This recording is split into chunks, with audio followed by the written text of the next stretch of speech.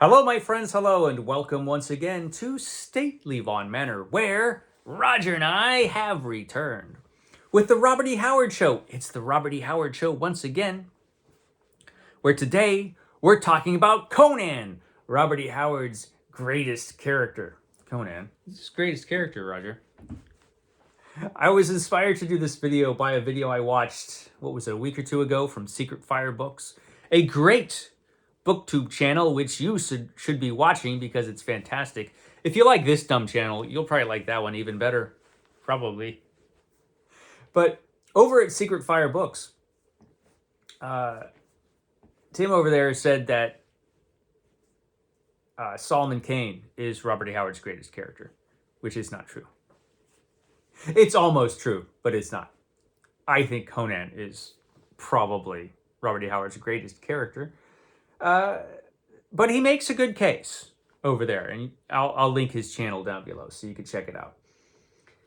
But I do think Conan is Robert E. Howard's greatest character, but that video did make me think about Robert E. Howard's characters and how interesting and how different they all are. Now, there has been over time an idea put across by people that Robert E. Howard's characters were all kind of interchangeable. They were all kind of the same, cut from the same cloth. And usually the people who say this either don't read Robert E. Howard or don't understand Robert E. Howard's writing, because his characters are actually all very different.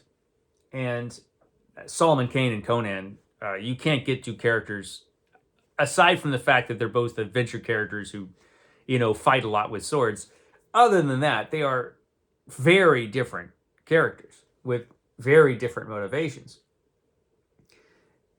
And Robert E. Howard's characters were all kind of different from each other in different ways. And so I thought of doing a series of videos just examining the characters and the stories of these characters.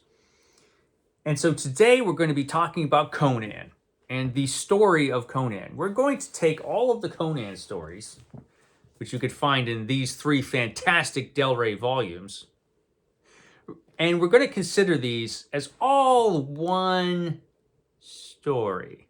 Let's pretend they were not written with that intention in mind by Robert E. Howard, of course. Robert E. Howard created Conan, and he was an adventure story character, a sword and sorcery character who was utterly fantastic, and Robert E. Howard wrote a great series of stories about this character. But it wasn't his intention to tell the story of Conan, but nevertheless, he did. And if you take all of the stories and put them all together and read them from beginning to end, what you get is the story of a character. And it's a really interesting story because, of course, Conan changes over time, as people do, as they get older. And this tells the story of Conan when he was very young, all the way until he was a middle-aged man and he was the king of the greatest kingdom of his world. Fantastic stories, all set against the magnificent background of the Hyborian Age, a brilliant creation by Robert E. Howard. And it's interesting, not only in the story that it tells, but in the way the story is told. I do think the Del Rey volumes are the best way to experience Conan at the moment. These are the best. This is the best publication of Conan that's ever been produced. It's fantastic, has every scrap of anything that Robert E. Howard ever wrote about Conan. All the stories are presented in the order that they were written, which is important. Other editions, they've tried to put the stories in the chronological order of Conan's life, or they've published them in the order that they were originally published in magazines and books, which means some stories that were not published during Robert E. Howard's lifetime are put towards the end when actually they were written quite early in Robert E. Howard's career. So this is the way you should read it, I think, this set of books. And if you read this set of books, and you read the first story, which is the Phoenix on the Sword, you start off with Conan as a king. He's already the king of Aquilonia when you start the story of Conan. And that's important. You see where Conan ends up. He ends up as a mighty king who became king by his own hand, a barbarian king who is not an Aquilonian. He is a Cimmerian. He's a barbarian from the north. But he has made himself king of this great nation, which is quite an accomplishment. And now he has to fight to keep himself king and to protect his citizens, which becomes the big concern of Conan's life once he has already become king. But if we start the story there, it's a great place to start. The Phoenix on the Sword, which was originally a rewritten King Kull story, is a brilliant story. And a great introduction to Conan and Conan's world. When we're talking about Conan, we're going to forget all of the pastiche fiction out there. All the comic books, all the movies, all the novels and stories written by people other than Robert E. Howard. We're only going to be talking about the canon, the stories written by Robert E. Howard. Those are the real stories, and this is the real Conan. I don't have anything against pastiche stories, but this is the real deal. And it starts unexpectedly with Conan sitting at a desk drawing a map of his world. Not something you would expect from a Conan story to start there, but that's where the whole saga starts. And we have a great adventure of Conan in his time as a king. But in the second adventure, chronologically, we go all the way back to when Conan was very young in The Frost Giant's Daughter, one of the great Conan stories. And we flash back all the way back to when he was young and is the last surviving member of an army fighting against another warrior who is the last surviving member of his army. Another great story, which I've talked about before. But it's interesting.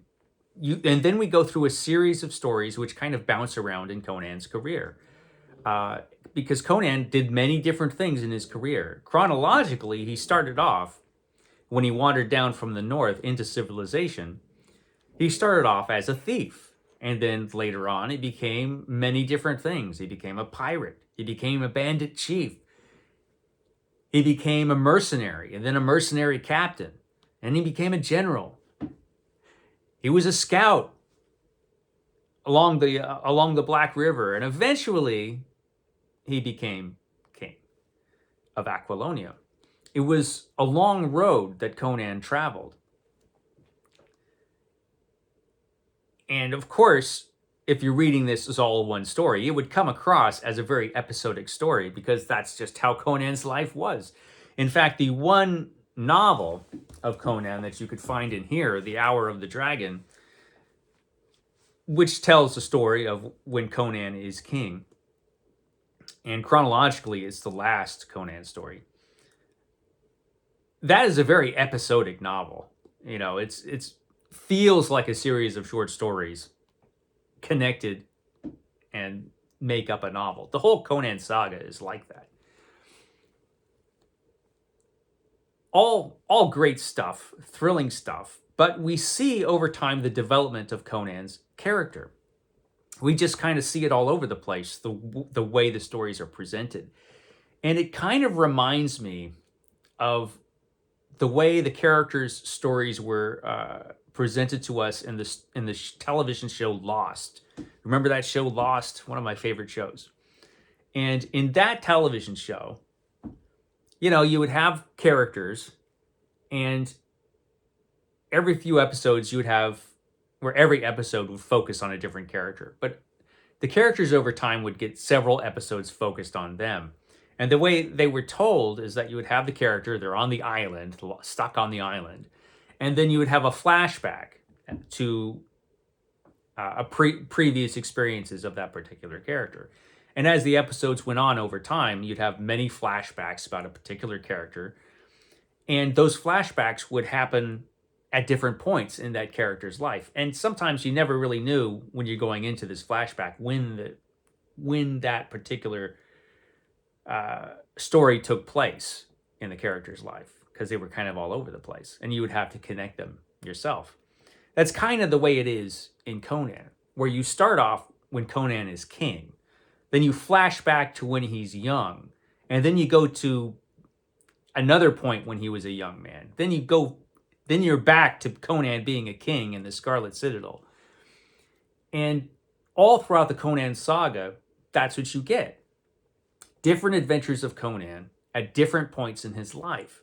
And over these adventures, when you read them all, from beginning to end, you get a picture of this character, of this man in the Hyborian Age, a prehistoric time with great civilizations. And this man is traveling all across all of these cities and civilizations, having these different adventures, and all the while he's getting older and his character is changing over time. A word about the Hyborian Age itself, fantastic backdrop which Robert E. Howard created. Robert E. Howard was a big fan, of course, of history, huge interest of his. And he enjoyed writing historical fiction and reading historical fiction. But, of course, historical fiction is limited. There's no monsters, for one thing. I mean, other than Roger in history. Magic doesn't exist unless Roger uses it. But in this world, all that stuff exists. You can have anything in the Hyborian Age. And you could also have versions of different historical periods all taking place at the same time. You know, you could have medieval England or civilization a lot like that next to a civilization that's a lot like the Hittites. And then you can have a civilization a lot like ancient Egypt alongside that. You can have all of these different kinds of cultures and civilizations that seem very familiar to us from our knowledge of history, all existing kind of at the same time in this prehistoric age. And existing in this world are monsters and magic. And it's a perfect setting for an adventure hero. And the world building happens over time. You're basically thrust into this world along with Conan, and you experience this world with him at a breakneck pace. These were pulp stories after all. No complicated magic systems. Magic is always pretty dark and scary in the Conan stories, as it should be. And Conan's character changes over time as he gets older, becomes more experienced, and takes on more responsibility. Conan is a very self-interested and opportunistic character who's very much into gain. He's not a traditional hero. At least he isn't at the beginning of his story. He does have a code of honor. And he often seems pretty upright and decent if you compare him to some of the civilized characters that he comes across. But he is motivated primarily by self-interest. But like I said, he's also a decent guy. And so, you know, he could be going after some great treasure, which will make him rich. But to save somebody else's life, he will sometimes, you know, give up the treasure. Because like I said, basically Conan's a decent guy. But don't cross him. Don't cross him. Because he is, you know, he can be unscrupulous, you know. He's a complicated character. And when he starts off, when he wanders into civilization, he becomes a thief. Basically, he becomes a petty criminal. That's where we start with Conan. But over time, through his various adventures, as he becomes a pirate and a bandit and all sorts of different things, he starts having people that he is responsible for. Once he could be as reckless as he wants to be as a soldier, but once he commands other soldiers, well, he has to be more careful, and he knows that. And that continues over time. Also, we start to see that Conan is an intelligent man, smart guy. Not only is he a great fighter, but he's smart. And he's very, very good at his business, which is fighting. Generally, he is a great soldier, and he becomes an excellent general because he knows, like I said, he knows his business. He knows how to fight. And he knows tactics, and he knows what's important during battle, and he knows how to win a battle. He's a great soldier, and he becomes a great general, and eventually he becomes a king.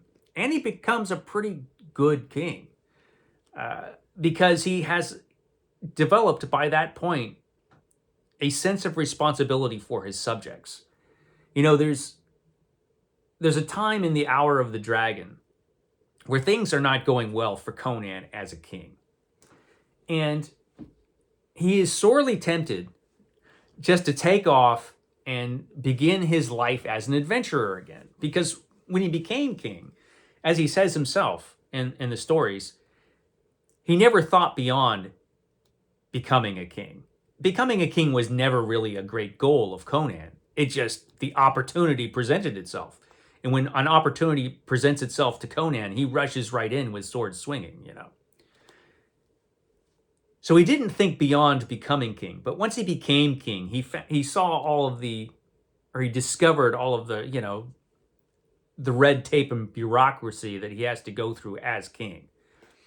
There's a lot of things about being a ruler that aren't fun if you have a sense of responsibility, which Conan very much did. And so he has the chance during Hour of the Dragon to just take off and become a warrior again and leave all of those headaches behind and just become a free warrior as he was when he was younger. But he doesn't do it. And he doesn't do it because it would be bad for his subjects, basically. The people who have been relying upon him as king. He doesn't want his subjects to be exploited. He knows what happens when you have a bad ruler. He knows what happens to the people. And he cared about his people. By this point, towards the end of his career, once he becomes king, all of that stuff becomes very important to him. Even at the expense of his own freedom, basically. It's an interesting journey that he goes upon, and his character changes over time. And if, like I said, you read the whole thing, you could very much see that this is the story of one man, one adventurer, and his adventures are just fantastic. And how he changes over time. How the man he becomes is not the man he starts out as when he begins his career as a thief. It's great. It's a fascinating story, and it's a ton of fun. It's a ton of fun, Roger. And he's a very different character than, say, Solomon Kane, who we'll talk about next time. Very different from Bran MacMorn, a different king. Even different from Kull, who was kind of a prototype Conan, but with a very different personality. And so we'll talk about all of those characters. We'll talk about Solomon Kane next, the story of Solomon Kane, which is much shorter and a very different character. So yeah, the story of Conan. You should read it beginning to end. It's fantastic. And definitely get the Del Rey edition because it's the best. Okay, guys, I will catch you next time.